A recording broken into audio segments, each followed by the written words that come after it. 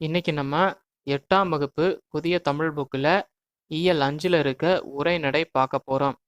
இயல் 5ல் இருக்க உரைநடையோட தலைப்பு என்ன அப்படின்னா, நாட்டுப்புற கைவினை கலைகள். நுழையும் முன், கண்ணுக்கும் கருத்துக்கும் மகிழ்ச்சி அளித்து நற்பண்புகளை வளர்ப்பது கலைகளுடைய இயல்புன்னு சொல்கிறாங்க. கண்ணுக்கும் கருத்துக்கும் மகிழ்ச்சி அளித்து நற்பண்புகளை நல்ல பண்புகளை வளர்ப்பது தான் கலைகளுடைய இயல்பு. மேலும் அந்த கலைகள் பார்த்தீங்கன்னா தொன்மையான பண்பாட்டு கூறுகளையும் எடுத்துக்காட்டுது. அன்றாட பயன்பாட்டுக்காக அழகிய பொருள்களை தொழில்முறையில் உருவாக்கும் கலையை கைவினை கலை அப்படின்னு சொல்றாங்க. அன்றாட பயன்பாட்டுக்காக அழகிய பொருள்களை தொழில்முறையில உருவாக்குற கலையை தான் கைவினை கலை அப்படின்னு சொல்றாங்க. அந்த கலையை பத்தி தான் நம்ம இந்த உரைநடையில பார்க்க போறோம். கல்லூரி மாணவி மலர்விழி, அவளுடைய தம்பி அமுதன், நண்பர்கள் சையது, சாலமன், இவங்கெல்லாம் பார்த்தீங்கன்னா கைவினை பொருட்கள் கண்காட்சி அரங்குக்குள்ள நுழையிறாங்க. இது பார்த்தீங்கன்னா ஒரு உரையாடல் மாதிரி தான் கொடுத்துருக்காங்க இந்த உரைநடை. இந்த உரையாடலை பார்க்கலாம். முதல்ல அமுதன் சொல்றான், அடே எப்பா, எத்தனை அரங்குகள், எவ்வளவு அழகான பொருள்கள் அப்படின்னு சொல்றான். சையது சொல்றாரு அடுத்தது, எல்லாவற்றையும் ஓடி ஓடி பார்க்க வேண்டும் தோன்றுகிறது அப்படின்னு சையது சொல்றாரு. அடுத்தது மலர்விழி எல்லாம் சொல்றாங்க அப்படின்னா, அவசரம் வேணாம், ஒவ்வொன்றாக நம்ம பார்க்கலாம். முதல்ல இதோ இந்த மண்பாண்ட அரங்க முதல்ல நம்ம பார்க்கலாம் அப்படின்னு மலர்விழி சொல்றாங்க. அங்க மண்பாண்ட அரங்கில் இருக்க பொறுப்பாளர் பார்த்தீங்கன்னா, உலகில் பழமையான கலைகளுள் ஒன்றாகிய மண்பாண்ட கலை அரங்கு உங்களை வரவேற்கிறது அப்படின்னு சொல்லி இவங்க 4 பேர்த்தையும் வரவேற்கிறாரு. சாலமன் சொல்றான், என்ன உலகின் பழமையான கலைகளுள் ஒன்றா அப்படின்னு சொல்லி கேட்கிறாரு. அப்போ பொறுப்பாளர் என்ன சொல்றாரு அப்படின்னா, ஆமா, மிகவும் பழமையான கைவினை கலைகளுள் ஒன்றுதான் மண்பாண்ட கலை அப்படின்னு சொல்றாரு.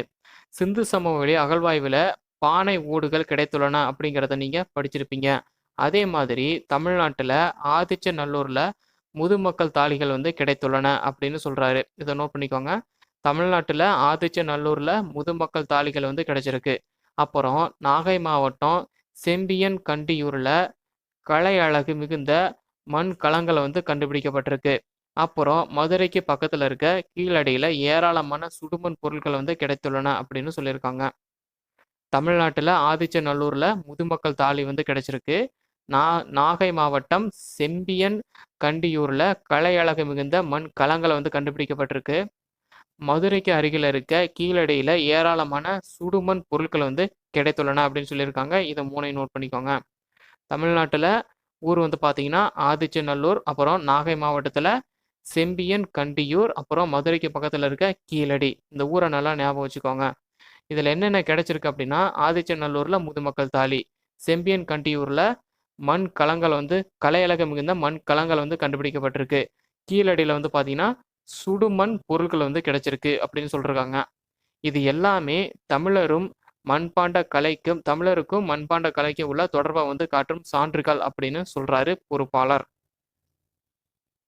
அடுத்தது சையது கேட்கிறான், ஐயா, மண்பாண்டம் என்றால் பானை சட்டி ஆகியவை தானே அப்படின்னு சொல்லி கேட்கிறான். பொறுப்பாளர் என்ன சொல்றாருன்னா, இங்க பாருங்க, குடம், தோண்டி, கலயம், கடம், மூடி, உலக்கு, அகல், உண்டியல், அடுப்பு, தொட்டி, இப்படின்னு எத்தனை பொருள் இங்க இருக்க பாத்தீங்களா அப்படின்னு சொல்லி சொல்றாரு.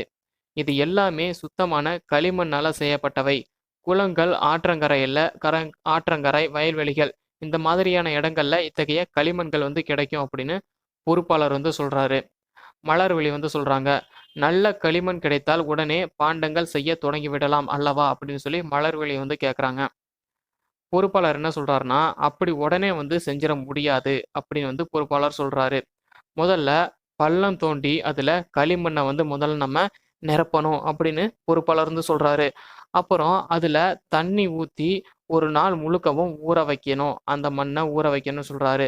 அதுக்கப்புறம் அதோட குறிப்பிட்ட அளவுல மெல்லிய மணல் சேர்க்கணும். அப்புறம் சாம்பல், இது எல்லாத்தையும் கலந்து பக்குவப்படுத்தணும். இதுதான் பானை செய்யும் சக்கரம். பக்குவப்படுத்தணும். அதுக்கப்புறம் இதுதான் பானை செய்யும் சக்கரம்னு சொல்லி அந்த சக்கரத்தை காட்டுறாரு. இதை நாங்க திருவை அப்படின்னு சொல்றாங்க. பானை செய்யும் சக்கரத்தை எப்படி சொல்லுவாங்கன்னா திருவை அப்படின்னு சொல்லுவாங்க. இதை நோட் பண்ணிக்கோங்க.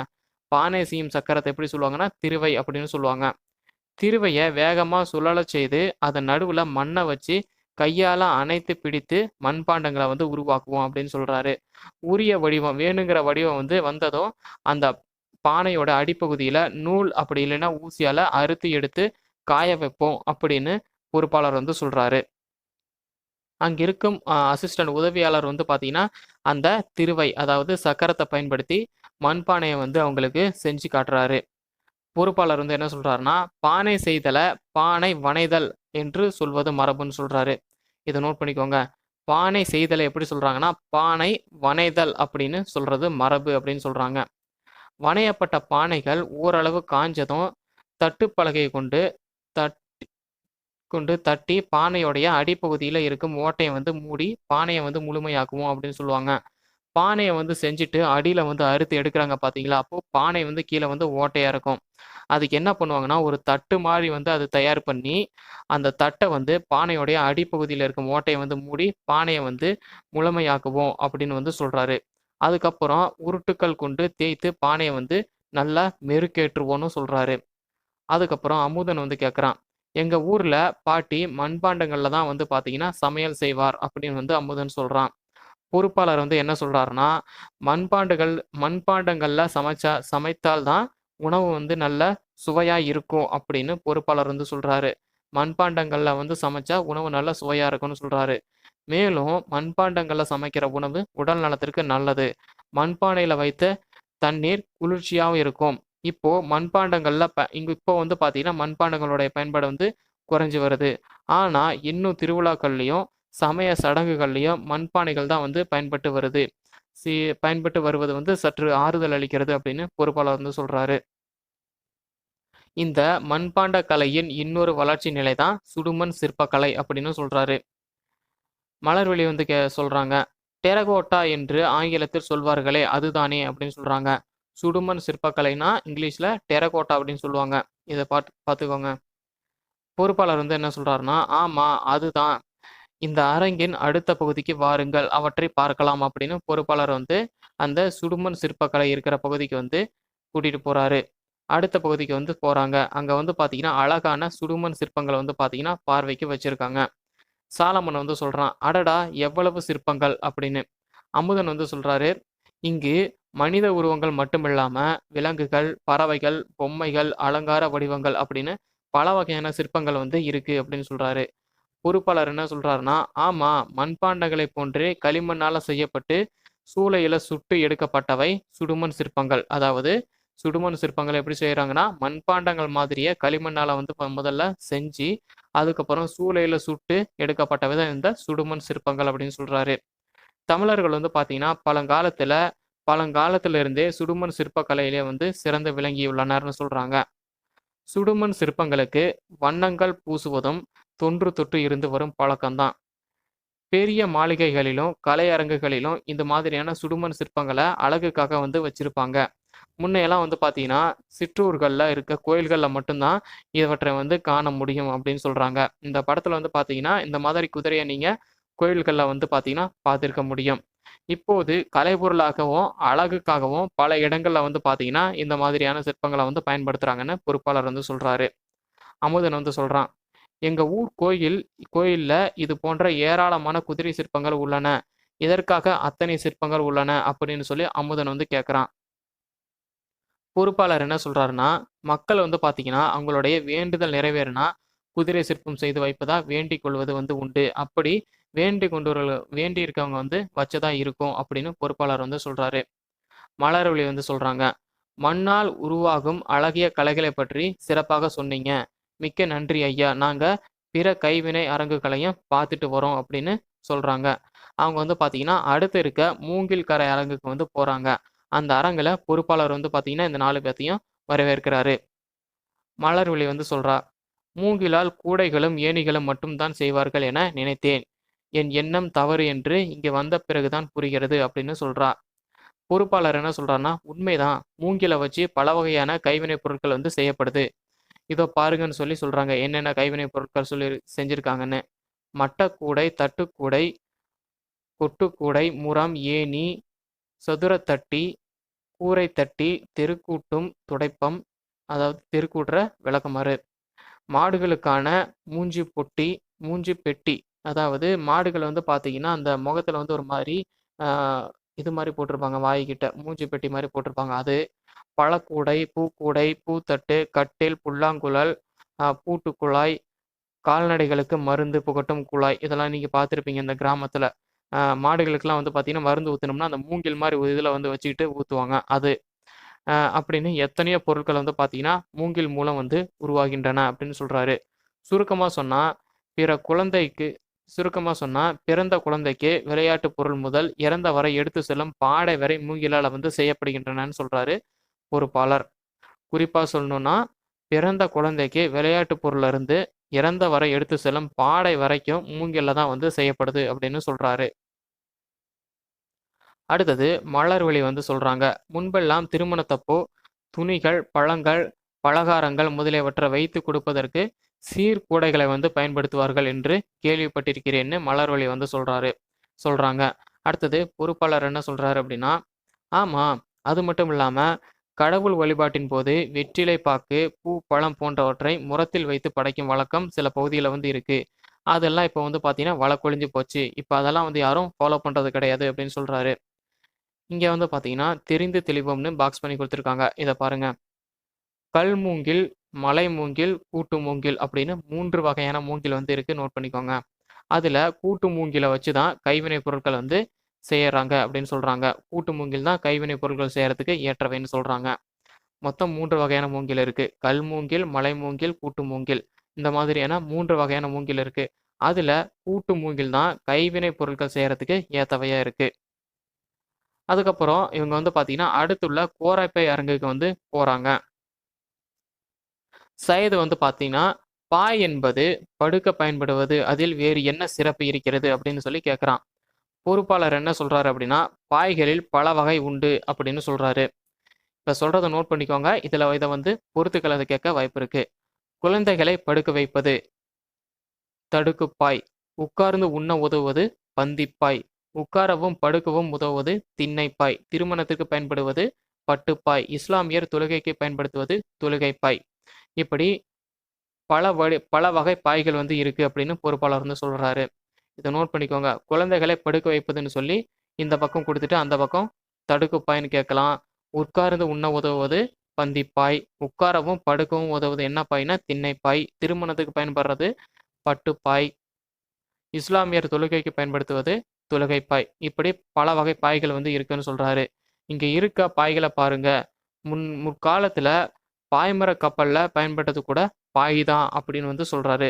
இதனை புறநானூறு வந்து எப்படி சொல்லுதுன்னா, கூம்பொடு மீப்பாய் கலையாது என்னும் அடியால வந்து குறிப்பிடுது புறநானூறு. இதை நோட் பண்ணிக்கோங்க. இந்த அடியை கொடுத்துட்டு இதை எதுல சொல்லியிருக்காங்கன்னு கேட்டாங்கன்னா புறநானூறு. புறநானூறுல இதுல எதை பத்தி சொல்லியிருக்காங்கன்னு கேட்டாங்கன்னா பாயை பத்தி சொல்லியிருக்காங்க இதுல. மலர் விழி வந்து சொல்றாங்க. திருமணத்திற்கு பயன்படுத்தப்படும் பாய்களில் மணமக்கள் பெயர்கள் இடம் பெற்றிருப்பதை பார்த்திருக்கிறேன் அப்படின்னு மலர் விழி வந்து சொல்றாங்க. பொறுப்பாளர் என்ன சொல்றாருன்னா, பெயர்கள் மட்டும் இல்லாம அதுல குத்து விளக்கு, மயில், பூக்கள் போன்றவையும் அப்புறம் வழிபாட்டு சின்னங்களும் கூட பாய்கள்ல வந்து இடம் பெறுவது உண்டு அப்படின்னு சொல்றாரு. பாய் பின்னுவதும் சிறந்த கலையே அப்படின்னு பொறுப்பாளர் வந்து சொல்றாரு. அடுத்து பனையோலை அரங்கிற்கு வந்து போறாங்க. அங்க இருக்க பொறுப்பாளர், தம்பிகளே, பனையோலை என்றதும் உங்களுக்கு என்ன நினைவுக்கு வருகிறது அப்படின்னு சொல்லி பொறுப்பாளர் வந்து கேட்கிறாரு. அமுதன் வந்து என்ன சொல்றான்னா, ஓலைச்சுவடிகள் தான் நினைவுக்கு வருது அப்படின்னு வந்து சொல்றாரு. பொறுப்பாளர் வந்து, ஆமா, பழந்தமிழ் இலக்கியங்கள் எல்லாம் நமக்காக பாதுகாத்து வைத்திருந்தவை இந்த பனையோலைகள் தான் அப்படின்னு சொல்றாரு. அது மட்டும் இல்லாம பனையோலைகள்னால பல வகையான பொருட்கள் வந்து உருவாக்கப்படுது. இவை எல்லாத்தையும் பாருங்க. குழந்தைகளுக்கான கிளுகிளுப்பை, பொம்மைகள், பொருட்களை வைத்துக்கொள்ள உதவும் சிறிய கொட்டான், பெரிய கூடை, சுளகு, விசிறி, தொப்பி, ஓலைப்பாய் எல்லாம் வந்து இருக்கு. பனை மட்டையின் நாரிலிருந்து கயிறு, கட்டில், கூடை போன்றவை வந்து செய்யப்படுகின்றன அப்படின்னு சொல்றாரு. பனை மட்டையோட நார்ல இருந்து கயிறு, கட்டில், கூடை இதெல்லாம் வந்து செய்யப்படுதுன்னு சொல்றாரு. மலர்விழி வந்து சொல்றாங்க. பனை மரம் தோற்றத்தில் மட்டுமல்லாம பயன்படுத்துவதிலும் கூட கூட மிகவும் உயர்வான மரம் தான் போல் இருக்கிறதே அப்படின்னு வந்து சொல்றாங்க. தமிழ்நாட்டின் மாநில மரம் எது அப்படின்னா பனை மரம். இதை நோட் பண்ணிக்கோங்க. தமிழ்நாட்டின் மாநில மரம் எதுனா பனை மரம். அடுத்து பிரம்பு கலை அரங்குக்கு வந்து போறாங்க. பொறுப்பாளர் வந்து சொல்றாரு, பிரம்பினால் செய்யப்பட்ட பல வகையான பொருட்கள் வந்து பார்த்தீங்கன்னா, இங்க இருக்கு அப்படின்னு சொல்றாரு. வந்து பாருங்க. இங்கு குழந்தைகளுக்கான தொட்டில், பெரியவர்களுக்கான கட்டில், ஊசல், நாற்காலி, மேசை, பூக்கூடை, பழக்கூடை, இடியாப்ப தட்டு, அர்ச்சனை தட்டு, வெற்றிலை பெட்டி என பல வகையான பொருட்கள் வந்து பார்த்தீங்கன்னா, பிரம்புல வந்து இருக்கு அப்படின்னு சொல்றாங்க. மலர்விழி வந்து கேட்குறாங்க, பிரம்பு ஒரு தாவரம் தானே, அதனை எப்படி உலோகம் போல வளைத்து பொருளை வந்து செய்ய முடிகிறது அப்படின்னு வந்து மலர்விழி வந்து கேட்குறாங்க. பொறுப்பாளர் வந்து அதுக்கு எக்ஸ்பிளனேஷன் குடுக்குறாரு. அதுதான் பிரம்பின் சிறப்பு அப்படின்னு சொல்றாரு. முதல்ல பிரம்ப நெருப்புல காட்டி சூடுபடுத்துவோம். சூடான பிரம்ப நட்டு வச்சிருப்போம். அப்புறம் 2 கடப்பாரைகளுக்கு இடையே செலுத்தி வளைப்போம். அது வேண்டிய வடிவத்தில் கம்பி போல வந்து அதுக்கப்புறம் வளையும்னு சொல்றாரு. அதுக்கப்புறம் வந்து பார்த்தீங்கன்னா, அத தண்ணீர்ல நனைச்சு வச்சுட்டோம்னா, அப்படியே நிலைத்து விடும். அதுக்கப்புறம் அத எ எணச்சு சிறு ஆணிகள வந்து அரைஞ்சு, சிறு பிரம்புகள இழை கொண்டு கட்டியும் தேவையான பொருட்கள வந்து மாற்றுவோம். பிரம்பு மிகவும் குளிர்ச்சியானது. அதனால அதுல அமர்றதும், உட்கார்றதும், படுக்கிறதும் உடல் நலத்திற்கு வந்து நல்லது அப்படின்னு பொறுப்பாளர் வந்து சொல்றாரு. மேலும் பிரம்பு பொருட்கள வீட்டுக்கு அழகையும் கொடுக்கும். பிரம்பு பொருட்கள் வந்து பார்த்தீங்கன்னா, வீட்டுக்கு அழகையும் கொடுக்கும்னு பொறுப்பாளர் வந்து சொல்றாரு. இங்க வந்து பார்த்தீங்கன்னா, தெரிந்து தெளிவான்னு பாக்ஸ் பண்ணி குடுத்துருக்காங்க. பிரம்பு அப்படிங்கிறது வந்து பார்த்தீங்கன்னா, கொடி வகையை சார்ந்த ஒரு தாவரம் அப்படின்னு சொல்றாங்க. இதோடைய தாவரவியல் பேர் என்ன அப்படின்னா, கலாமஸ் ரொடாங் அப்படிங்கிறது தான். இந்த பிரம்போடைய தாவரவியல் பேரு கலாமஸ் ரொடாங் அப்படிங்கிறது. இது நீர் நிறைந்த வாய்க்கால் வரப்புகளிலும், மண் குகைகளிலும் செழித்து வளரும். இது வந்து பார்த்தீங்கன்னா, இப்போ தமிழகத்தில வந்து கிடைக்கிறது கிடையாது. நம்மளுடைய தேவைக்காக அசாம், அந்தமான், மலேசியா இந்த மாதிரி இடங்கள்ல இருந்து இறக்குமதி செய்யப்படுது அப்படின்னு சொல்றாரு. இங்க வந்து பார்த்தீங்கன்னா, மலர்விழி வந்து கேட்குறாங்க. இந்த கண்காட்சிக்கு வந்ததன் மூலம் நாட்டுப்புற கைவினை கலைகளைப் பற்றி பல புதிய செய்திகளை அறிந்து கொண்டோம். மிகவும் நன்றி ஐயா! அப்படின்னு மலர்விழி வந்து சொல்றாங்க. பொறுப்பாளர் வந்து சொல்றாரு, இவை மட்டுமல்ல, மண் பொம்மைகள் செய்தல், மர பொம்மைகள் செய்தல், காகித பொம்மைகள் செய்தல், தஞ்சாவூர் தட்டு செய்தல், சந்தன மாலை, ஏலக்காய் மாலை செய்தல், அப்புறம் மாட்டு கொம்பினால் கலைப்பொருட்கள் செய்தல், சங்கு, கிளிசல் போன்றவற்றால் பொருட்கள் உருவாக்குதல் அப்படின்னு இன்னும் பல வகையான கைவினை கலைகள் வந்து இருக்கு. இவற்றைப் பற்றி அறிந்து கொண்டால் மட்டும் நம்ம போதாது. இது மாதிரியான கைவினை பொருட்கள வாங்கி நம்ம பயன்படுத்துறதன் மூலமா, அத உருவாக்குற கலைஞர்களையும் வந்து நம்மளால ஊக்குவிக்க முடியும். அப்படி செஞ்சா தான் சுற்றுச்சூழலையும் நம்மளால மாசடையாம பாதுகாக்கலாம் அப்படின்னு பொறுப்பாளர் வந்து சொல்றாரு. மலர்விழி வந்து அப்படியே செய்கிறோம் ஐயா! அப்படின்னு சொல்லிட்டு 4 பேரும் வந்து பார்த்தீங்கன்னா, விடைபெற்று திரும்புறாங்க. அடுத்து இங்க பார்த்தீங்கன்னா, சரியான விடையை தேர்ந்தெடுத்து எழுதுக. பழந்தமிழ் இலக்கியங்களை பாதுகாத்து வைத்தவை எவை அப்படின்னா, பனை ஓலைகள். பழந்தமிழ் இலக்கியங்களை பாதுகாத்து வைத்தவை எவைன்னா, பனை ஓலைகள். அப்புறம் பானை டேஸ் ஒரு சிறந்த கலையாகும்னா, வனைதல். பானை வனைதல் ஒரு சிறந்த கலையாகும். பானை டேஸ் ஒரு சிறந்த கலையாகும்னா, பானை வனைதல் ஒரு சிறந்த கலையாகும். மட்டுமல்ல என்னும் சொல்லை பிரித்தெழுத கிடைப்பது மட்டும் கூட்டல் அல்ல. மட்டுமல்ல என்னும் சொல்லை பிரித்தெழுத கிடைப்பது மட்டும் கூட்டல் அல்ல.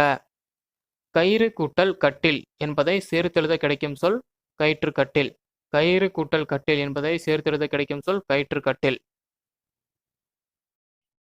மேலும் இந்த மாதிரி அப்டேட்ஸ் உங்களுக்கு வேணும் அப்படின்னா, முத்துக்குமார் யூடியூப் சேனலை சப்ஸ்கிரைப் பண்ணுங்க. மறக்காம பக்கத்தில் இருக்க பெல் சிம்பலை கிளிக் பண்ணிடுங்க. தேங்க்யூ.